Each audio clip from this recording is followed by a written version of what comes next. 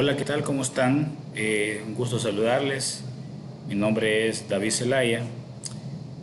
Soy analista de control interno. El día de hoy vamos a tener una inducción acerca de un tema muy importante, de lo, de lo que enmarca, ¿verdad?, el día a día en las instituciones públicas y privadas también. Así que vamos a hablar de un tema el cual está enmarcado dentro del control interno.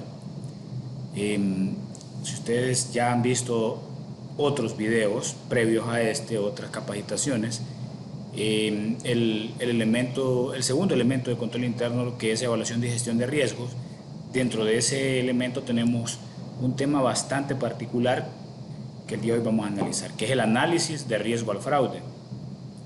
Hablar de evaluación y gestión de riesgo es hablar también de análisis de riesgo al fraude. Está inmerso dentro de este componente de control interno. Vamos a comenzar entonces analizando acerca de este pequeño, pero a la vez tan importante tiempo que vamos a tomar en analizar este tema. Análisis de riesgo al fraude.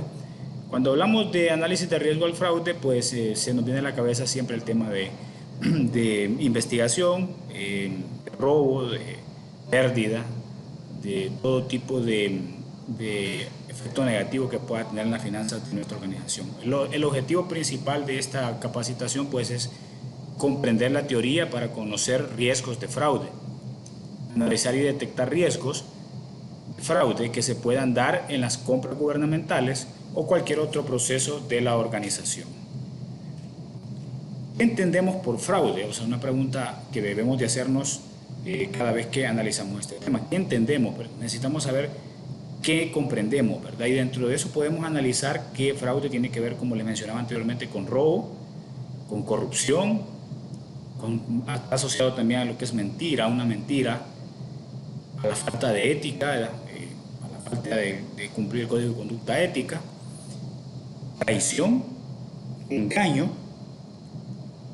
Todo eso tiene que ver con el tema de fraude, pero también podemos analizar diferentes marcos, como lo que es COSO 2013, que dice que fraude es cualquier acto u omisión intencional diseñado para engañar a los demás, resultando en una pérdida para la víctima o una ganancia para el perpetrador. Pueden buscar esta definición en COSO 2013, hay diferentes definiciones en internet, pero si nos vamos a lo que es el marco internacional COSO 2013, vemos que lo determina como un acto u omisión intencional diseñado para engañar a los demás. Esa es la diferencia, ¿verdad? Que va intencional, que va premeditado. Esa es una pequeña definición de lo que es fraude. Piensen al respecto, en cuál sería, de parte de su punto de vista, lo que es un concepto de fraude. Pero también el instituto, aparte de COSO, hay un instituto de auditores internos que también tiene su definición acerca de lo que es fraude, y dice que es cualquier acto ilegal caracterizado por engaño, lo repetíamos en la anterior, encubrimiento o violación a la confianza. Vemos, ahí va el tema de la violación a la confianza, el encubrimiento de algo. También dice que son estos actos no son hechos con violencia o daño físico, y en realidad, ¿verdad? Alguien que hace fraude no necesariamente utiliza la fuerza, utiliza violencia, sino que lo hace sigilosamente. El fraude es llevado a cabo por individuos y organizaciones con el fin de obtener dinero, propiedades, servicios, evitando pagos o pérdida de servicios, o bien para asegurar ventaja personal o en un negocio. Una ventaja en un negocio, para evitar pagar algo, para agenciarse de recursos. Esa es una definición que tiene también el Instituto de Auditores Internos. Otras características relacionadas al fraude también dice que es cualquier acto ilegal caracterizado por engaño, ocultando o violación a la confianza, actos que no requieren la aplicación de amenaza o violencia, lo mencionábamos anteriormente, son realizados por personas bajo la presión de diferentes factores, otro elemento importante. En su mayoría media los problemas financieros de cualquier índole. Entonces, cuando alguien está asociado al fraude es porque, más adelante vamos a ver el tema de las red flags o las banderas rojas, que alertan a alguien, en este caso a la auditoría o a alguien que investiga el fraude, de que si alguien está metido en fraude por los problemas financieros que tiene, porque si está sometido a presiones de diferentes factores o de diferente índole. Entonces pueden ser características que me ayuden a enfocar o concluir de que se puede estar cometiendo cierto fraude dentro de una organización.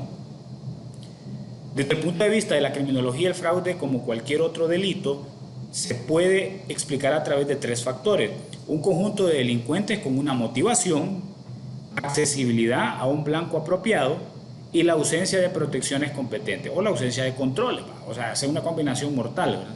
La motivación de alguien por querer hacer un acto ilegal, la accesibilidad, la disponibilidad que tenga al recurso, a los activos, a los sistemas, y también la baja o la ausencia de controles o protecciones competentes dentro del sistema. Entonces son tres factores importantes que ustedes pueden determinar para poder caracterizar o poder tener una idea de cómo se está manejando una organización o si hay indicios de fraude dentro de una organización. El objetivo es engañar, ¿verdad?, a una persona o empresa u organización en forma intencional, siempre va la intención, ¿verdad?, con el propósito de obtener una ventaja injusta que resulte en un perjuicio de los derechos o intereses de otra persona o entidad. Esas son parte de las características que tenemos de lo que es fraude. En la actualidad ustedes pueden ver alrededor del mundo un sinnúmero de noticias que se manejan, por ejemplo, fraudes a empresas, porcentajes de empresas que aumentan pérdidas por fraude, fraudes internos alrededor de estas empresas, empresas que están en crisis y que aún así vemos que están metidas en fraude, personal que comete fraude. Entonces podemos ver en la actualidad, toman un periódico, toman una revista, ven el internet y van a ver que el fraude está a la orden del día. Es una constante el día de hoy y hay un sinnúmero de factores que conllevan a ese tipo de eventos. Por ejemplo, hay un ejemplo de Petrobras en Brasil que dice que estos son reportes de algunas empresas que han tenido problemas de fraude, tomó medidas de control interno por el caso de corrupción. Empezamos a ver que estas empresas, cuando están metidas en fraude, tienen fraude o son objeto de fraude, empiezan a tomar medidas de control interno. Pero hasta que ya pasó el problema, vamos con el control. En Chile dice que se firmó proyectos de ley para terminar con la corrupción. Vale la pena estudiar con sumo cuidado el caso de Guatemala. En el Senado mexicano aprobó una ley de reforma constitucional que crea un sistema nacional anticorrupción. Entonces todos estamos hablando de sistemas anticorrupción que hoy los estamos escuchando también en nuestro país para protección de los recursos públicos, para protección de las arcas del Estado. Entonces estamos hablando de que a nivel mundial empezamos a ver ese sinnúmero de noticias, eventos que se puedan estar dando por el tema de fraude y su análisis que se está haciendo ahora. Un caso muy conocido, lo que fue Enron en Estados Unidos, una empresa del rubro energético que se declaró en quiebra en el 2001, se consideraba la séptima corporación más grande de los Estados Unidos.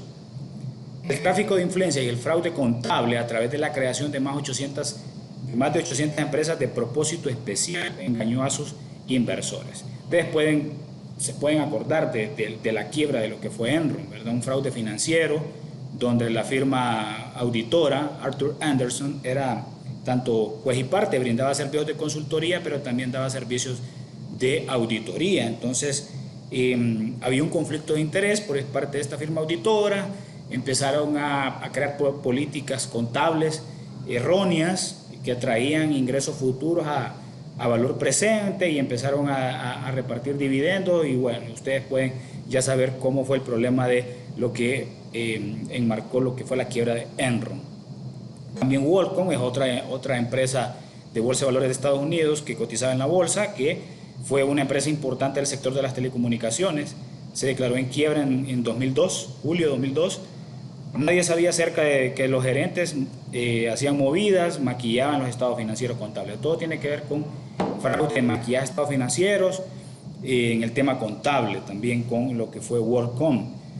Odebrecht en Brasil, la constructora, el 21 de diciembre de 2016 el Departamento de Justicia de Estados Unidos publicó una investigación sobre la constructora brasileña en la que se detalla que habría realizado sobornos a funcionarios de los gobiernos de 12 países para obtener beneficios en contrataciones públicas.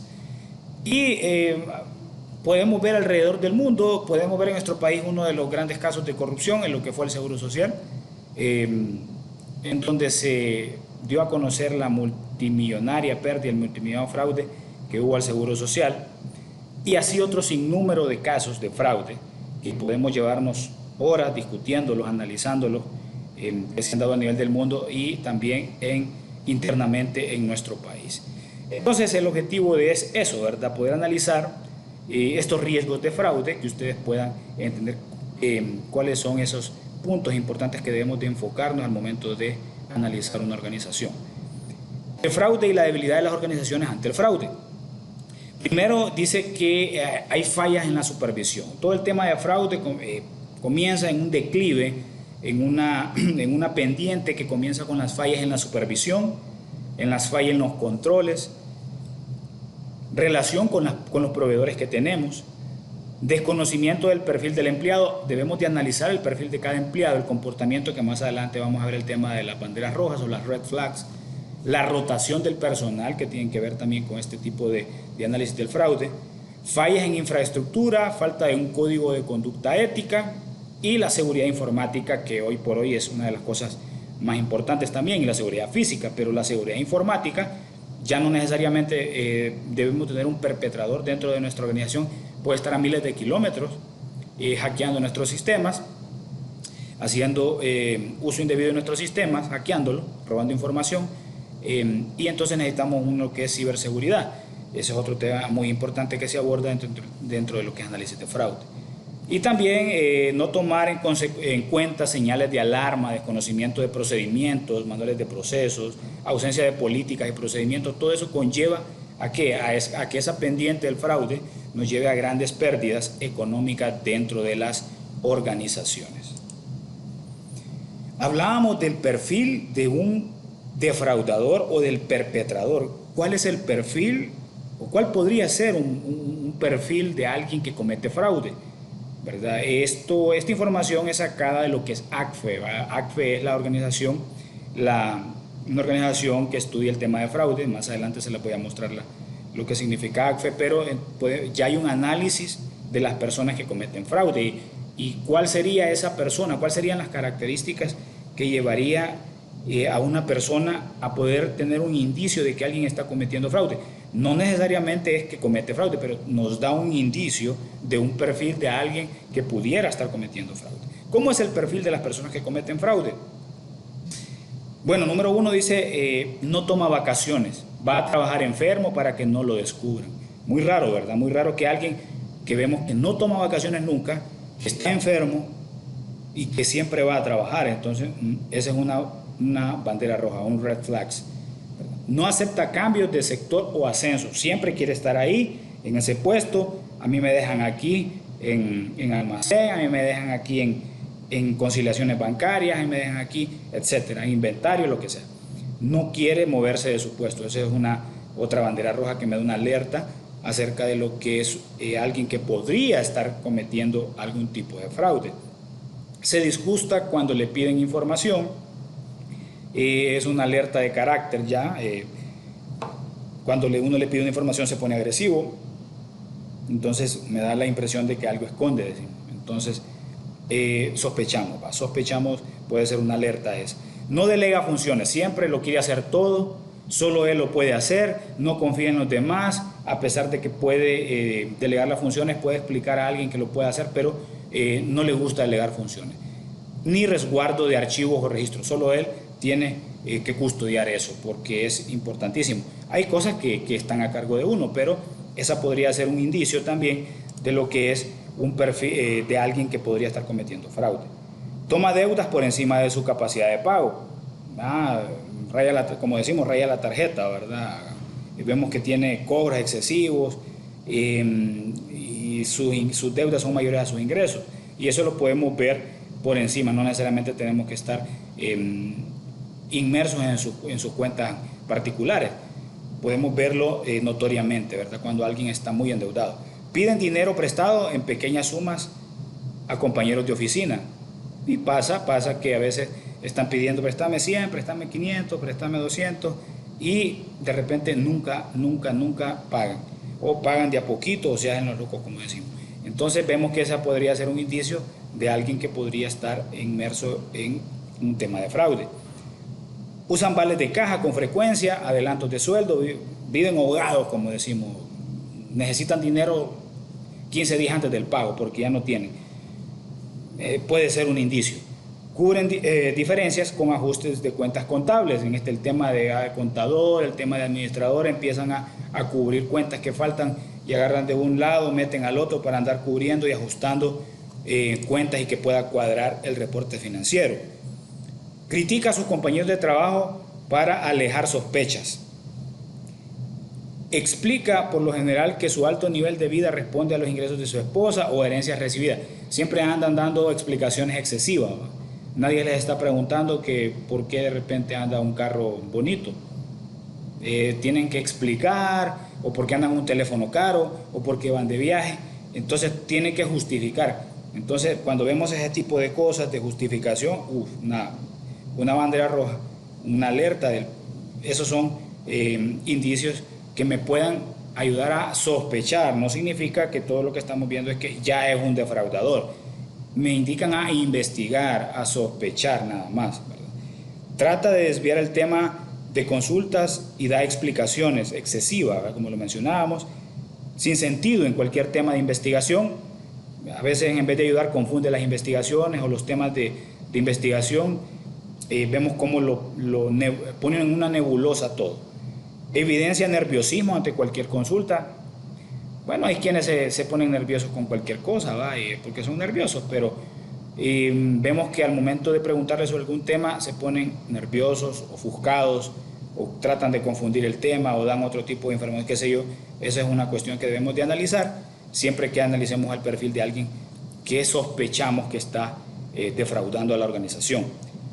Llega temprano, es un buen empleado, se queda fuera de horas, trabaja después del horario, trabaja fines de semana, feriados, sin que su puesto y carga de trabajo lo requieran. A veces son los primeritos en llegar, son los últimos en irse, llegan los fines de semana. ¡Wow! ¡Qué buen empleado!, podríamos decir, pero ¿por qué? ¿Por qué? Nos deberíamos de preguntar ¿por qué? ¿Por qué está pasando esto? ¿Por qué este empleado es súper empleado?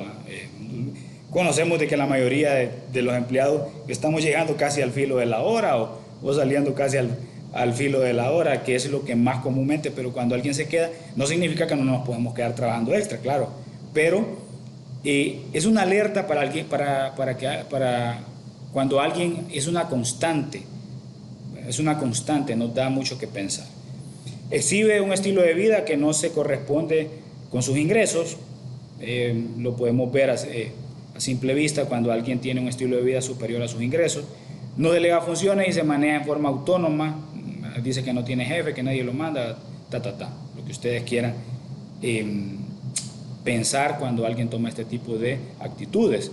Se involucra en actividades de otros departamentos. Siempre andan en unidades o dentro de otros departamentos queriendo tomar el control, tomar las decisiones de otras unidades. También eso no es nada común o no es nada fácil de entender para alguien que esté estudiando el perfil de un defraudador. Así que todo lo que hemos visto ahorita me da indicios de sospecha de alguien. No significa que ya es un defraudador.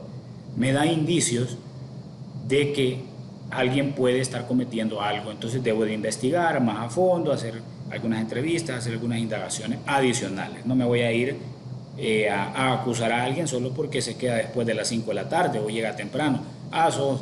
No, nada que ver. Solo son sospechas, que le da estas herramientas a un auditor forense, a un auditor interno, a un auditor externo, para poder hacer indagaciones más en profundidad y conocer más la personalidad de alguien que podría estar cometiendo actos de fraude dentro de la organización.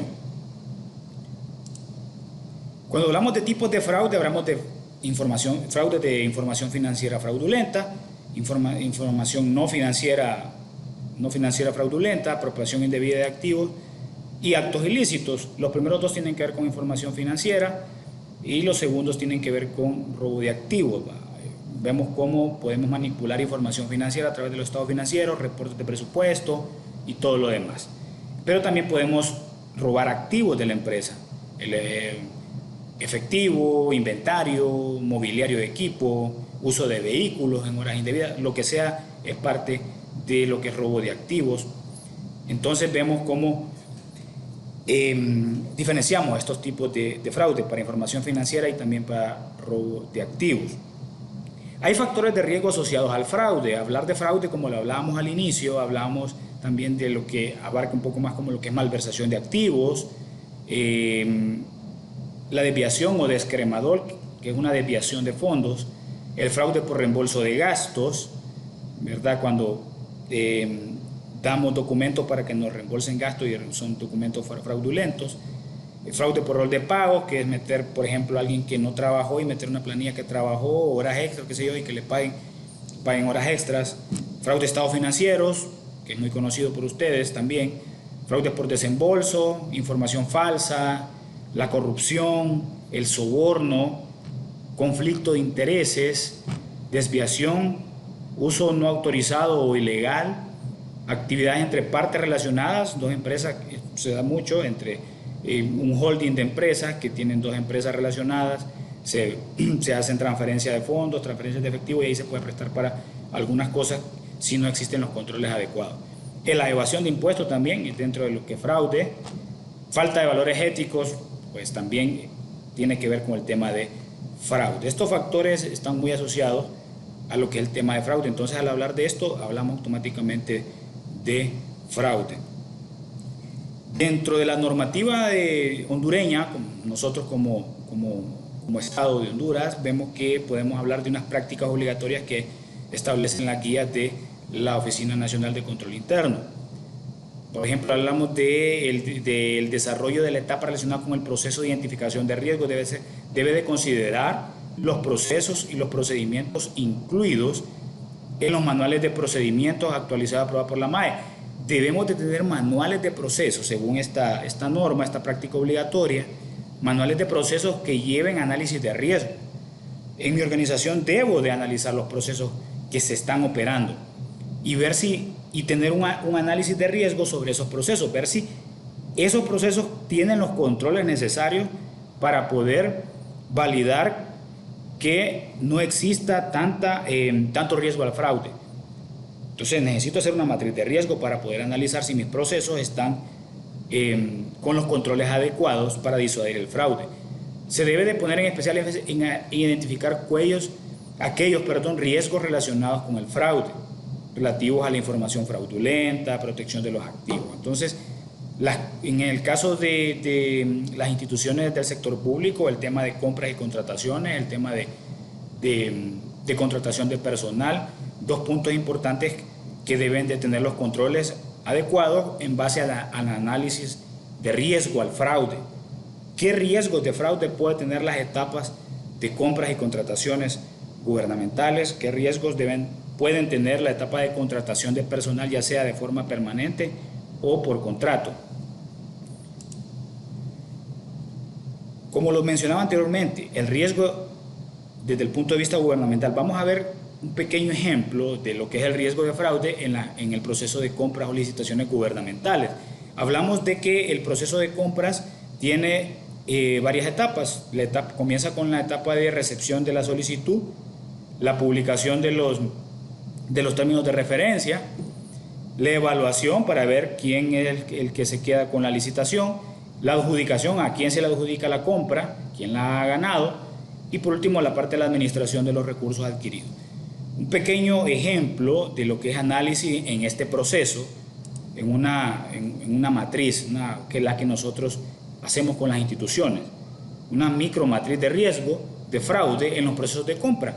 ¿Cuál es el objetivo? Conocer y detectar riesgos de fraude que se puedan dar en los procesos de compra, en las instituciones públicas y cumplir con la ley de contratación del Estado.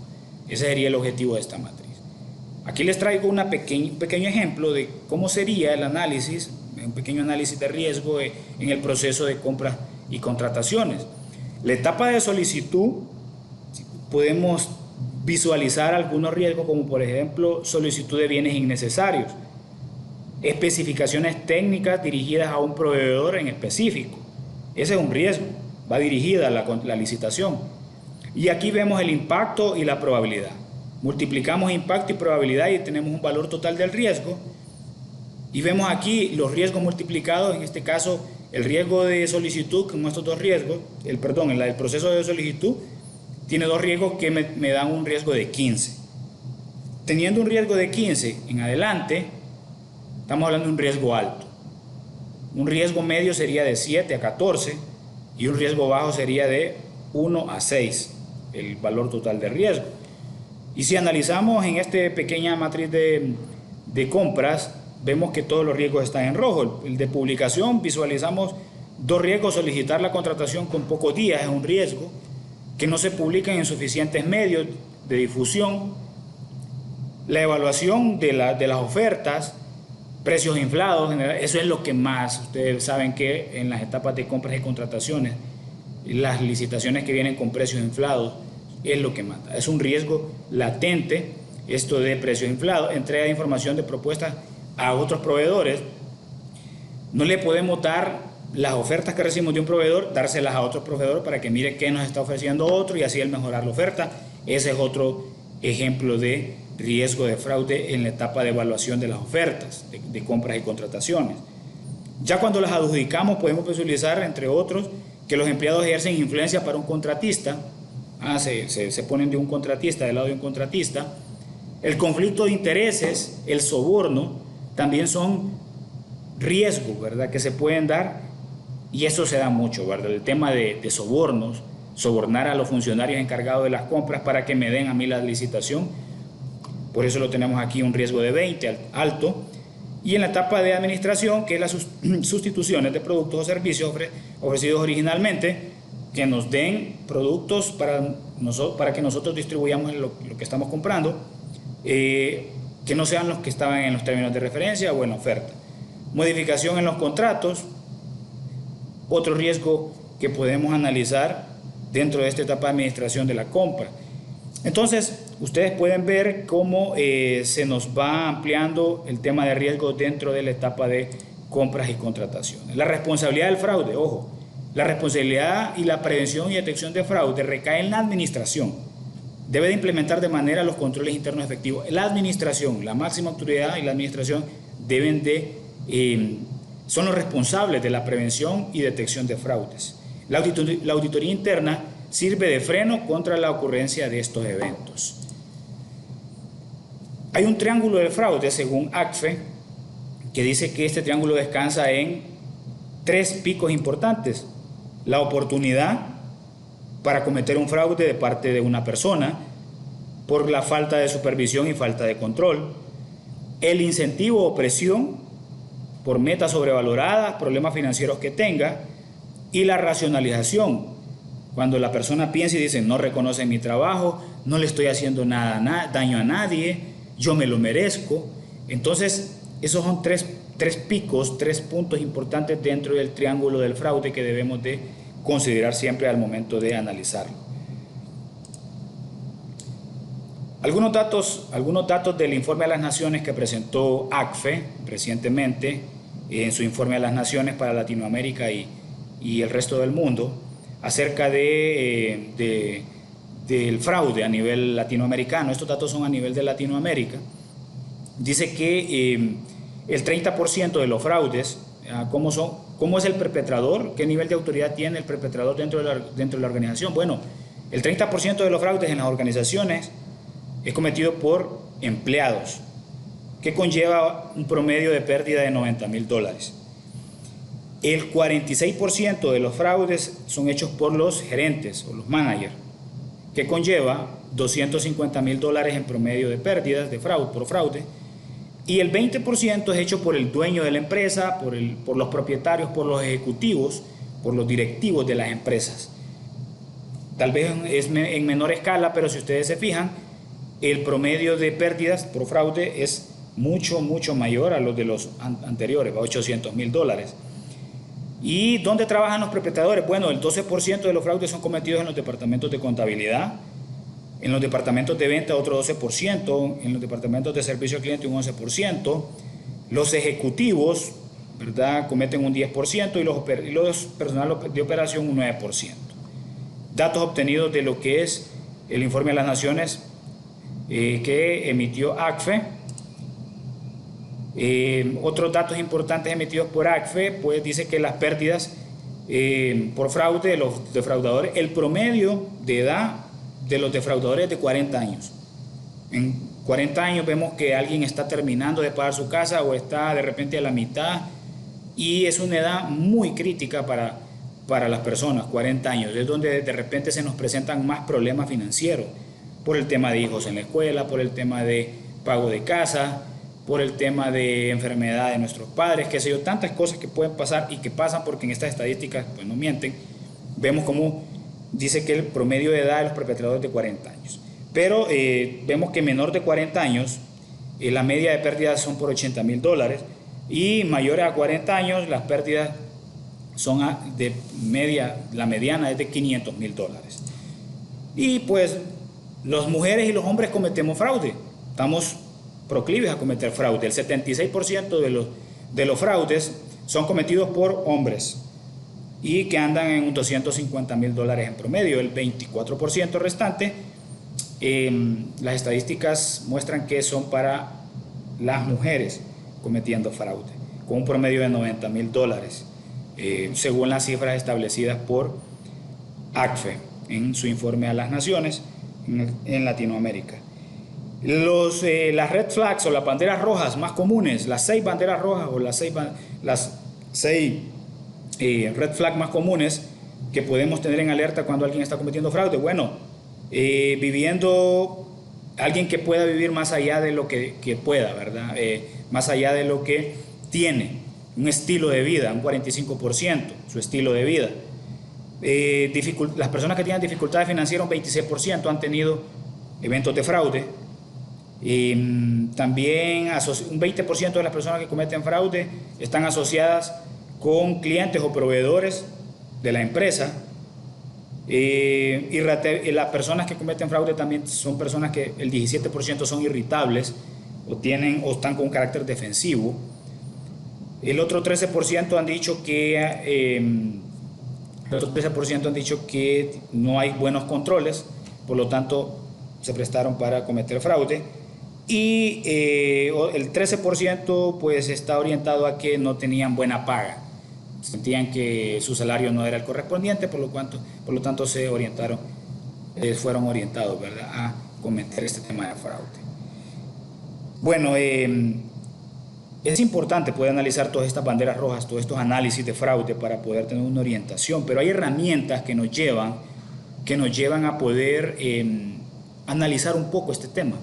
Les voy a mostrar una pequeña herramienta que es la ley de Benford. Quiero que vean un pequeño video para que puedan entender lo que es la ley Benford, cómo ayuda la ley Benford a poder analizar, ¿verdad?, tener una pequeña orientación de cómo investigar el fraude dentro de las organizaciones. Así que les voy a mostrar un video que tengo por acá. Ok, miramos el video. ¿Qué tienen en común los ríos, el fraude fiscal y las direcciones postales? Respuesta: la ley Benford. Cuando caminamos por una calle y nos ponemos a mirar el número de las casas, observamos que, por supuesto, empiezan a contar en 1, pasan al 2, al 3, llegan al 10, 11, 12, 13... Bueno, si la calle tiene 23 portales, ¿cuántos números de casas comienzan con el dígito 1? Bastante más que con el dígito 2, ¿verdad? Quizás sea porque la calle es muy corta. Bien, imagina que nos vamos a una calle de 170 números. ¿Cuántos portales empiezan su número con el 1, o el 2, o el 3, o cualquier otro dígito? ¿A dónde quiero llegar? Muy sencillo, darnos cuenta de que para contar 20 portales debes contar primero todo el espectro de dieces, con primer dígito 1. E igualmente, antes de llegar al 200, has de recorrer todo 200, con primer dígito 1. Si en lugar de centrarnos en una calle, fijamos nuestra atención en todas las calles de una ciudad, corroboraremos esta hipótesis. La cifra que más se repite como primer dígito es el 1, seguido discretamente por el 2, más lejos el 3, hasta el 9, mucho menos solicitado. De la misma forma, si consultamos una enciclopedia en busca de las longitudes de todos los ríos de un país o continente, ojo, que acá da igual si las medidas están en kilómetros o millas, y anotamos la cantidad de ríos cuya longitud empieza por el dígito 1, por el dígito 2, por el 3, hasta el 9, ¿qué resultados tendremos?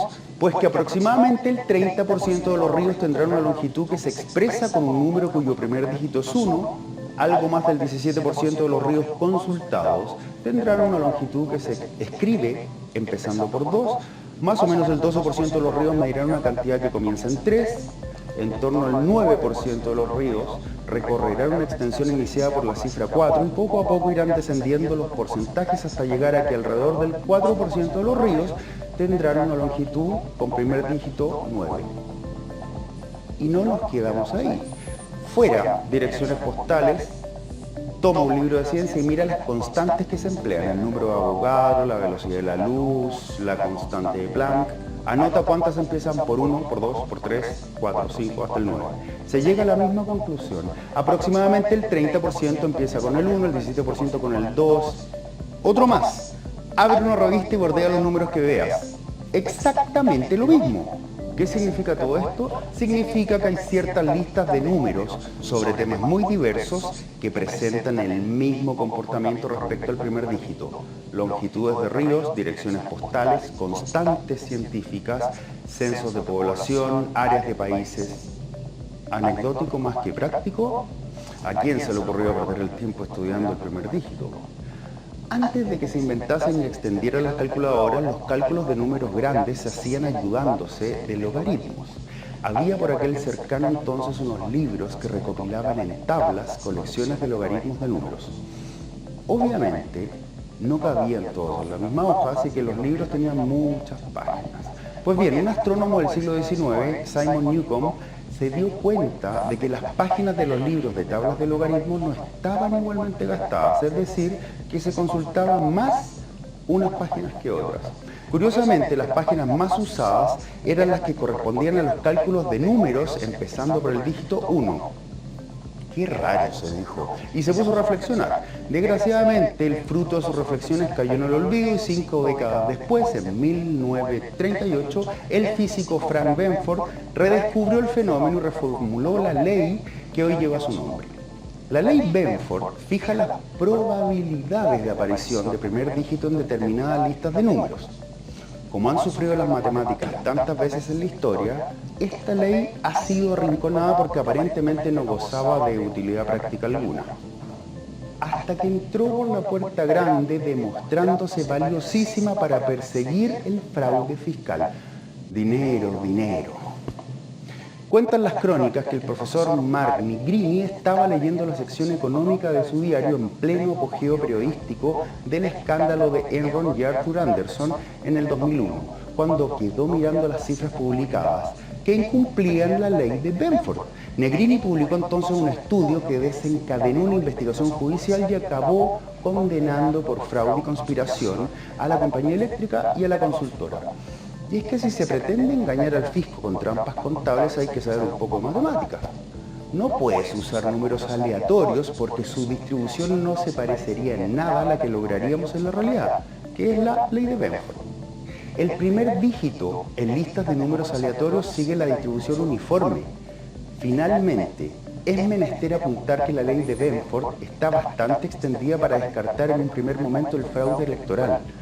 Si analizamos los totales de votos de todas las mesas electorales no hallamos un parecido razonable con la ley de Benford, está más que justificado encargar una investigación más profunda. En la última década se han logrado destapar múltiples fraudes electorales basándose en las matemáticas.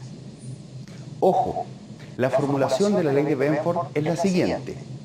La probabilidad de que un número empiece por el dígito n es la diferencia de los logaritmos de n más 1 y n.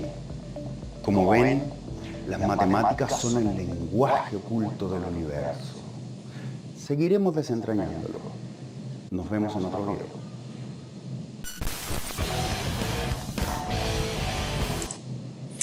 Bien, este es un pequeño video que les he mostrado para conocimiento de ustedes y que puedan tener una idea de lo que esta herramienta de la ley de Benford. Yo me tomé la atribución de presentarles rápidamente un pequeño ejemplo de cómo funciona, porque uno dice, wow, esto parece increíble lo que esta distribución de números. Me tomé la molestia de sacar alguna información de algunos datos de revistas económicas y lo vacié en cada mes. Vemos aquí el mes de enero, febrero, marzo, estos son datos económicos, y para poder hacer cómo se explica esta ley, y la verdad que los resultados son asombrosos. Vemos aquí, voy a trabajar con enero y febrero y marzo para que puedan ver. Yo extraje esos datos, el primer dígito de cada una de estas, por ejemplo, del mes de enero extraje el primer dígito de cada una de estas cifras, 8190113, y lo coloqué en este primer análisis. Vemos que en ese mes de enero traje los primeros dígitos para acá, todos, y de ahí hice la frecuencia.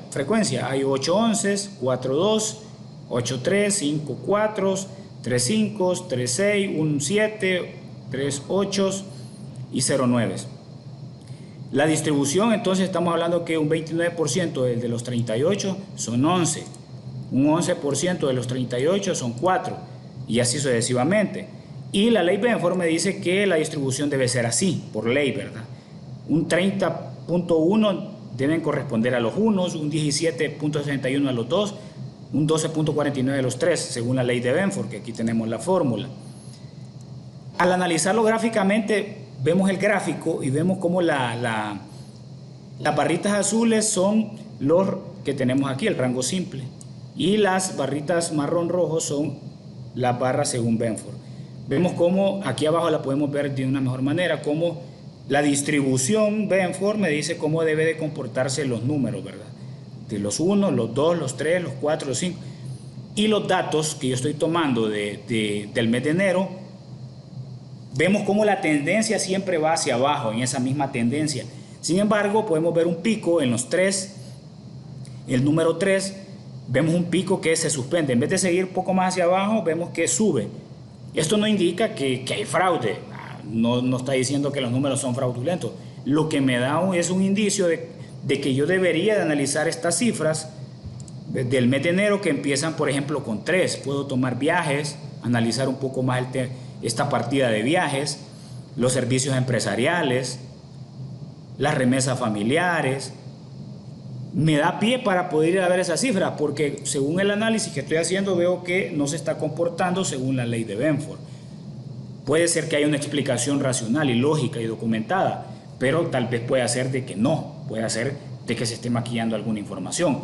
Y así me da pie esta ley de Benford para poder tomar decisiones de auditoría o de investigación y de análisis. Lo mismo hice con el mes de febrero y ven cómo los datos se comportan de igual manera. Siguen la misma tendencia, pero aquí ya un poco más lógico. Me dice que siempre el 1 es mayor, nunca me va a aparecer un 9 mayor. Según Benford me dice que el 1 tiene que ser mayor, con un porcentaje de más alto. Para el mes de marzo de igual manera vemos como el número 4 tiene una desfocalización muy alejada de la curva de Benford. Entonces me puede dar pie a ir a analizar las cifras que estoy analizando para lo que es la investigación. Entonces, eso es la ley Benford rápidamente. Ojalá pudiéramos tener más tiempo para hablarlo, pero ya esto es lo que les he traído acerca de lo que es análisis de riesgo. Pueden entrar a ACFE. ACFE es la Asociación de Examinadores Certificados de Fraude. Está en inglés la página, pueden obtener más información ahí. También podemos buscar en el Instituto de Auditores Internos información relacionada con fraude. Aquellos que tienen el privilegio de saber tienen la obligación de actuar, decía Albert Einstein. Así que de mi parte les agradezco la atención, espero que haya sido fructífera mi inducción, mi capacitación, y pueden comunicarse conmigo a través del correo electrónico. Así que muchas gracias por su atención, que estén bien.